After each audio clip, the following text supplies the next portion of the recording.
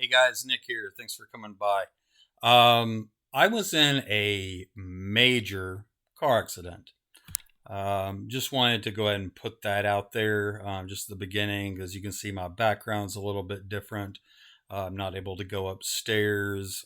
Lighting is a little bit different. Don't have my camera normally that I have set up, so I'm just doing this directly off my laptop. So, um, as you can see, major scar up here, and I'll kind of go through a little bit of my injuries. But this really, it really came to mind when I was in the hospital, just how important it is that you really know what's going on with your body as it relates to, in my case, liver disease, but just in general. So um, about a week ago or 8 days ago, I was running some errands, and on my way home, I was in a car accident. I won't get into the big details there, um, but basically, I had a major head laceration.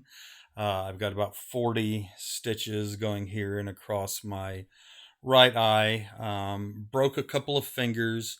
Had a minor brain bleed as a result of hitting my head, and I broke my what they call I had a tibial plateau.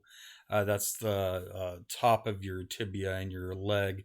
The left one, I broke it into multiple pieces. So I had to have reconstructive surgery, pretty extensive surgery. I now have a steel plate and 8 or 9 screws, give or take, kind of holding my knee together. So I'm on crutches. My wheelchair will be here soon. So my mobility is obviously pretty altered. I'm going to be off my no weight bearing at all on that left leg for a minimum of 6 weeks. And then I'll start physical therapy and all of that. So, I'm going to be okay in the long run. I'm in a incredible amount of pain right now, because the my right leg, which if I'm on crutches, that has to support the rest of my weight. It also has a few injuries as far as heavy bruising in the deep muscles and things like that, but nothing was broken. So I'm kind of having to compromise there. Carrie's been doing an awesome job with me as always, as she does. Obviously, I can't go upstairs. I haven't been able to do, my trim my goatee, braid it the way that I normally do. So I apologize a little bit for my appearance. But one of the things that happened as soon as I got into the hospital is I obviously have a slew of things going on with me. My cirrhosis, my just my kidney issues, just a wide variety. And obviously a lot of those medications I'm dependent on. I have to have them to maintain, my what little liver health I have left and all of that. So I spent about 2 days in the actual ER. Well, really a day, I'd say a full day in the ER itself. 2 days before they were actually able to operate on my knee, I was put up into the trauma unit, the 10th floor here at our University of Tennessee Medical Center. And so I was basically in my room for 2 days with a broken leg, and they weren't able to operate on it yet. So during that time, I'm meeting with, first of all, I had to meet with the trauma team and the neurologist, because I had a brain bleed as due to the impact, and they had to make sure that wasn't going to get any worse, and was I going to have brain surgery and all this other stuff. So luckily that didn't end up being the case. The brain bleed is going to kind of take care of itself. It'll go away completely here within the next few more days.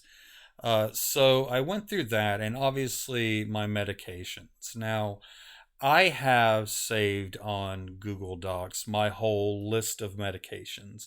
how often I take them, what the milligrams are, what time of day I take them, what the RX number, and I was actually just able to give that on my phone to all of the providers that came in. Guys, I cannot tell you how important it is to have that stuff readily available in case, something like this. I could not have foreseen this accident happening. But it's one thing if you're just going to the doctor for an appointment and they know who you are, and they've got your whole list, your history right there. I was sent to a hospital that I don't typically go to. I've actually never gone to because they had a crisis, a trauma ward. My typical hospital does not have that. So I was put in the ambulance, got there, etc. And the variety of people that I met, from the neurologist, the trauma surgeon, the admitting hospitalist, the slew of different nurses. I had to meet with oral maxillofacial plastic surgeon who sutured my wound together. And there's just always people constantly coming out. You're not always going to have the same nurse. You're not always going to have the same um, medical team because obviously there are shift changes. So they have to be made sure before they put anything, add anything that you're going to be taking.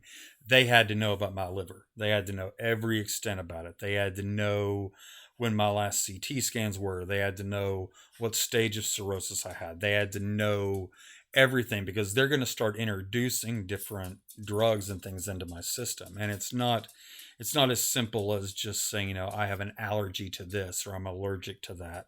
You really have to know what's going on. So that's really what this video is about. So, like I said, I was in the hospital for a total of about 6 days.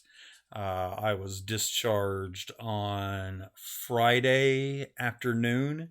I got there Saturday afternoon, so I was there about 6 days. Today it's Sunday, and it took me a while just to get situated.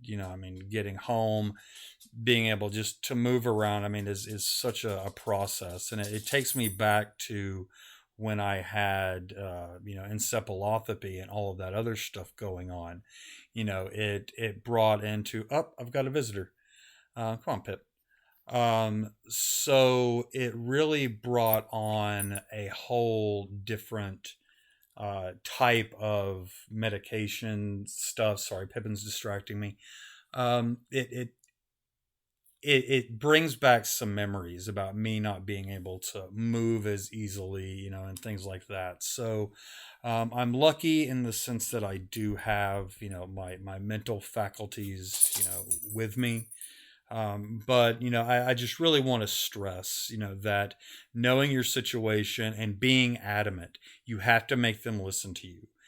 You have to make sure that they give you your medications because they're going to do medication rounds, but you have to make sure you tell them, I take this on at this time so that they can notate that in your chart, get that to the pharmacy, and they can, pretty much keep up your schedule as is.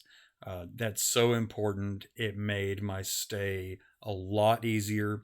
It also lets the doctors know that you really pay attention to your health.